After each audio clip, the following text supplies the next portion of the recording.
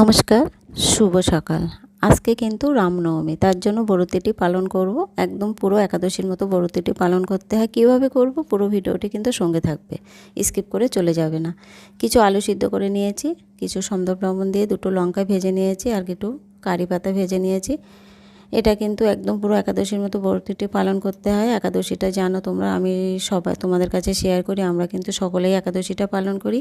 রামনবমীটা কিন্তু বাড়ি সকলে পালন করেন, আমি একাই করি। তা কিছু স্নান করে সকালে গুছিয়ে পুজো দিয়ে চলে এলাম। কিছু শসা নিয়েছি, কিছু শাক আলু নিয়েছি, একটু আলু সেদ্ধ মাখা নিলাম, আর একটু রাঙা আলু মানে মিষ্টি আলু যেটা বলো, মিষ্টি আলু একটু ভেজেছিলাম, আর কিছু বাদাম ভেজেছিলাম। আর এদিকে তরমুজ কেটে নিয়েছি। প্রত্যেকের পুজো টুজো সব কিছু মিটে গেছে, সব দেয়া হয়ে গেছে। সকালে প্রসাদ পেতে বসলাম। তোমরা বন্ধুরা সকলেই এই ব্রতটি পালন করতে পারো। কীভাবে পালন করতে হয় সব দেখিয়ে দিলাম, তোমরা এইভাবে পালন করবে।